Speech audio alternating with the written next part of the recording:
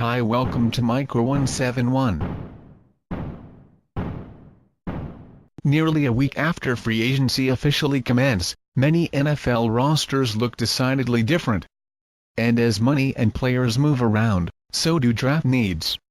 That may be especially true for the four teams currently atop the draft board, each of them heavily active in recent days. Cleveland Browns. They've upgraded and reinvested in their offensive line while making a de facto swap of WR Terrelle Pyror for Kenny Britt. The Browns still don't have a solution at quarterback, but they do now own 4 selections during the first 2 rounds of each of the next 2 drafts after deciding to swallow the remainder of Brock Osweiler's deal in order to obtain the Houston Texans 2018 second-rounder. Now what? Texas A&M DE Myles Garrett still seems like a no-brainer with the first overall pick. But that doesn't box the Browns into taking a quarterback at number 12. They could. They can also trade up to secure the rights to, say, Deshaun Watson, choose another of this year's quarterback projects later on, or balk entirely and wait until 2018 while using this year's haul to build up other areas of a roster with deficiencies.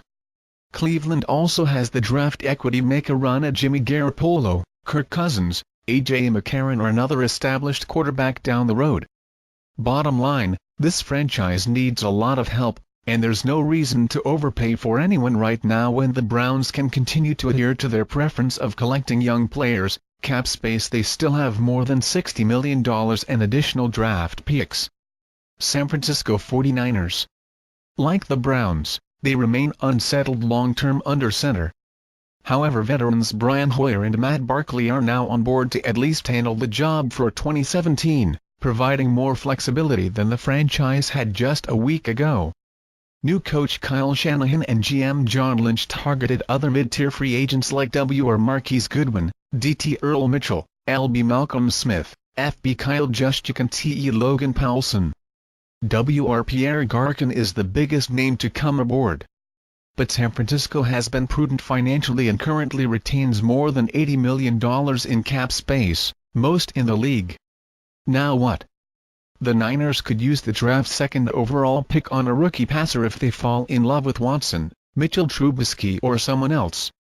But given the issues that remain on the league's worst defense and elsewhere, the compelling talent at other positions, plus the ongoing possibility that Cousins could eventually wind up here, it seems more likely that Lynch and Shanahan continue to import the best players available in the draft and worry about addressing specific needs even under center in 2018 and beyond. Chicago Bears. They made a moderate splash by replacing QB Jay Cutler with former Tampa Bay Buccaneers backup Mike Glennon for 3 years and $45 million, but the Bears have been quietly busy elsewhere, adding to receivers with upside Kendall Wright, Marcus Wheaton, a blocking tight end Deion Sims and secondary improvements Quinn Demps, CB Prince Amukamara.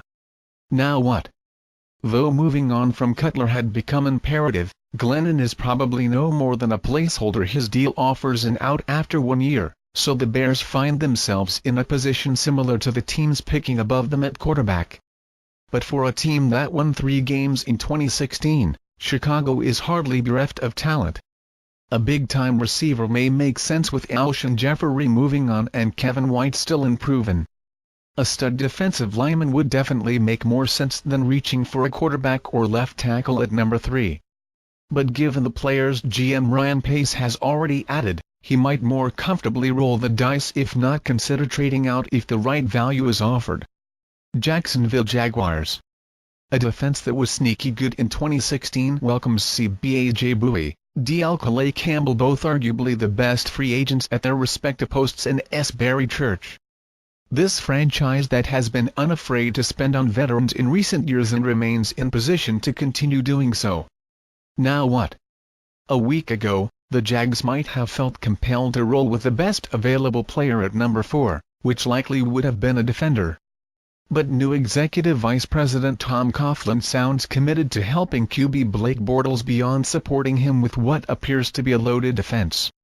It would be tough for any tailback to replicate the impact of last year's 4th overall pick, Ezekiel Elliott, But Coughlin would have to feel better now if he decided to pick Leonard Fournette or Dalvin Cook this high in an effort to establish the ground game Bortles has never had in his corner.